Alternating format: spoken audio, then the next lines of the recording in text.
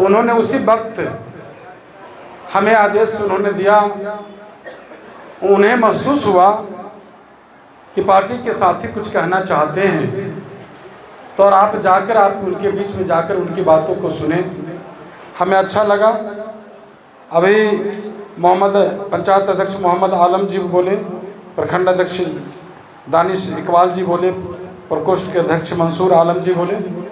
अपनी बातों को और आप सबकी भावनाओं को उन्होंने अवगत कराया। साथियों, आज लोकसभा का शंखनाद हो चुका है। आज हम लोग रणभूमि के बीचों बीच खड़े हैं। आज ये लोकसभा चुनाव का 7 चरणों में चुनाव होना है और ये दूसरे चरण का जो चुनाव है, ये एनडीए के 5 सीट ये हमारे जनता दल यूनाइटेड के खाते का सीट है। तो आप भली भांति समझते हैं कि यह जो चरण है, द्वितीय चरण, क्यों अति महत्वपूर्ण चरण है हम लोग का, यह आप सब जानते हैं। इस मायने में भी ज़्यादा महत्व यह चरण रखता है कि यह जो 5 सीट है राजनीतिक दृष्टि से अति संवेदनशील है। यहाँ से जो मतदान का जो संदेश जाएगा, यहाँ से जो 5 क्षेत्र से जो संदेश जाएगा, वो आगामी 5 चरण जो होना है उसको प्रभावित करेगा। इसीलिए हम आपके बीच में आए हैं। अपनी नेता को, आपके नेता के उन्होंने जो दिशा निर्देश दिया है, आपको संदेश दिया है, उस बातों को रखने के लिए यहाँ उपस्थित हैं सभी पार्टी के साथी। हो सकता है कभी किसी बात को लेकर आपस में कोई एक दूसरे का राय नहीं हो किसी बात पर, कभी बैठने के लिए, कभी बोलने के लिए, कभी कुछ बात को लेकर आपसी कुछ बात हो जाती है। तो यही हम कहेंगे कि छोटी मोटी बड़े उद्देश्य के लिए जो छोटी मोटी बातें हैं उसको नज़रअंदाज कर देना है, ये हम आपसे अपील कर रहे हैं। हम कहने आए सामंजस्य किस लिए जरूरी है, आपसी सामंजस्य। आप देख रहे हैं जो इंडिया गठबंधन है उसका आपसी सामंजस्य नहीं, अंतरकला है। और अंतरकला का ही परिणाम है कि चुनाव लड़ने से पहले ही चुनाव हार चुका है। आपके सामने कोई प्रतिद्वंदी सामने ठीक से खड़ा नहीं। बस हम आपसे यही अपील कर रहे हैं। आप तो जानते हैं, कहावत तो सुने होंगे, बंद मुट्ठी लाख बराबर, लाख का, और खुल गई मुट्ठी खाक के बराबर।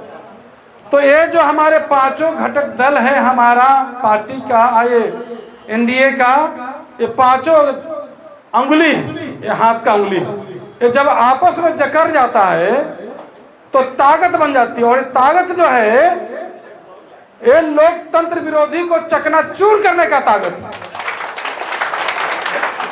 इसीलिए आपसी भाईचारा, आपसी ये धरती जो है किशनगंज, ये तो सांप्रदायिक सद्भाव और सामाजिक सद्भाव, सांप्रदायिक सद्भाव और सामाजिक सद्भाव का ये अलग मुकाम रखता है देश भर में।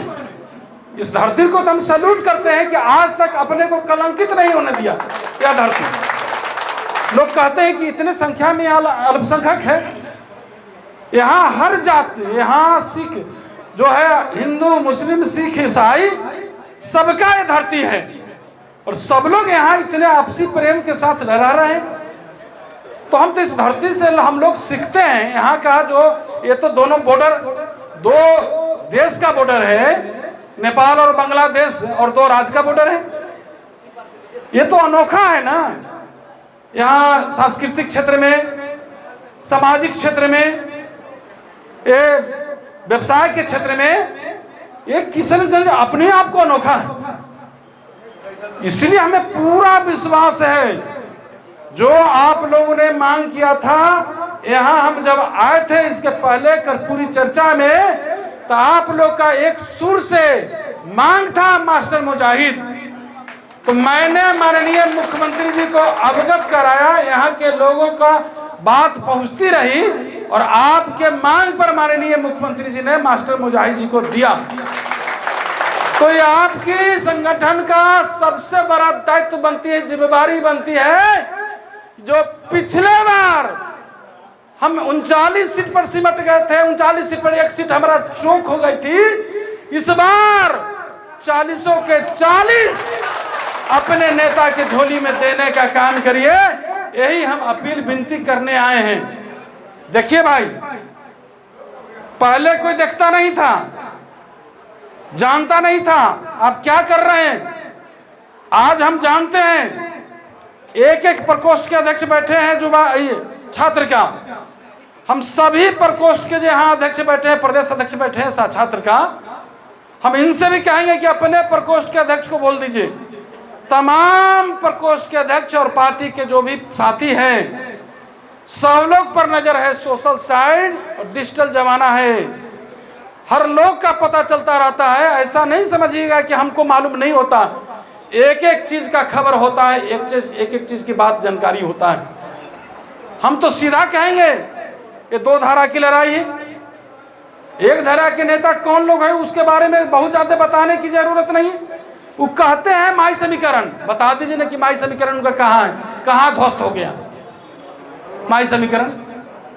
सिर्फ कहने के लिए आप जब कहते हैं वो याद करिए ना उनके माता पिता के शासनकाल का, रोम कांप जाएगा, रोम रोम खड़ा हो जाएगा। जब कभी कोई घर से बाहर निकलते थे, जब तक कि घर वापस नहीं आ जाते थे, अनेसा लगा रहता था। आम जन को तो छोड़िए, ये जो IAS IPS पदाधिकारी था, जनप्रतिनिधि था, वो भी सुरक्षित नहीं थे। हर दिन लूट हत्या बलात्कार हो रही थी। जिस साल हम लोग ने सत्ता आप लोगों ने दिया माननीय मुख्यमंत्री नीतीश कुमार जी के हाथ, उस साल का आंकड़ा जानते हैं? 3400 डकैती का अपहरण, डकैती का 1300 बलात्कार का केस है और हत्या का केस। ये तो उद्योग था चालू, कोई विजन था, कोई सोच था, किस तरह जिंदगी अपने काट रहे थे, कैसे अपने जिंदगी को जी रहे थे। हम आपसे पूछना चाहते हैं कि जब आप बताइए ना कि हर घर नल का जल किसने दिया, हर घर शौचालय निर्माण किसने कराया, हर घर तक के नाली गली निर्माण किसने कराया, हर घर तक के जो संपर्कता कहीं प्रदान नहीं है उस टोला में संपर्कता प्रदान कराने का काम किसने किया।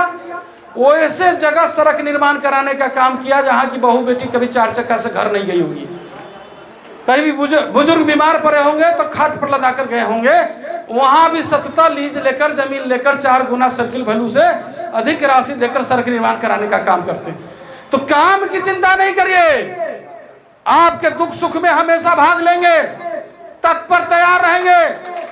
नहीं तो मैं भी आपको वचन देकर जाता हूं, हम पार्टी कार्यालय में बैठते हैं, हमारे 3 मंत्री आपकी जन सुनवाई करने के लिए बैठते हैं। जब भी कोई समस्या हो हमें अवगत कराने का काम करिए, हम आपके लिए तत्पर तैयार रहेंगे, आपके दुख सुख में भाग लेंगे। लेकिन मैं कहना चाहता हूं, जो पिछले बार चूक हुई थी किशनगंज में, वह इस बार दोनों हाथ उठाकर बता दीजिए संगठन के साथी, आप जवाबदेही है आप पर, संकल्प लीजिए कि इस बार मास्टर मुजाहिद को जिताकर भेजेंगे। संकल्प लीजिए और आपका दायित्व जिम्मेदारी है कि आप संकल्प लेकर आ जाइए और 9 दिन में इतिहास को रच दीजिए। यही आग्रह करेंगे, इतिहास रचने का काम करिए। जो आपके नेता का जो उपलब्धियां हैं उसको गिनाने सकिएगा, ये 3 घंटा में गिना सकिएगा। 500 से अधिक योजना चल रही है, अल्पसंख्यक पर बात करिए, कभी भी आपके समझौता किए हैं? हम पहले भी थे एनडीए के अंग, आज भी एनडीए के अंग हैं, लेकिन आपके मान सम्मान, आपके हक से कभी समझौता करने वाले नहीं है। इसीलिए अल्पसंख्यक समाज के लोग कान खोल के सुन लीजिए, कहीं इधर उधर ताकने की जरूरत नहीं है। आपके नेता नीतीश कुमार जी आपके लिए संवेदनशील रहते हैं, हर वक्त हर समय।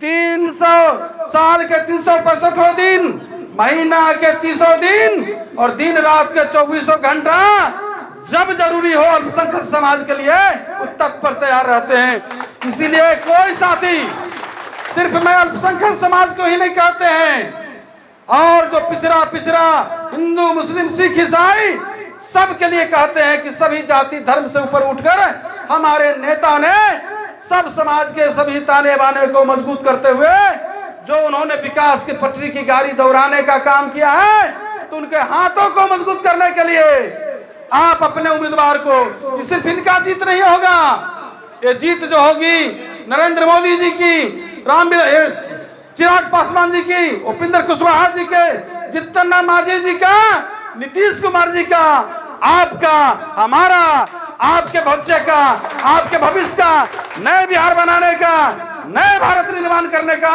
ये जीत होगी। इसीलिए मैं आप इस जीत को ऐतिहासिक जीत बनाइए, यही आग्रह विनती निवेदन करने हम आपके बीच में इतने कम समय में आया हूं।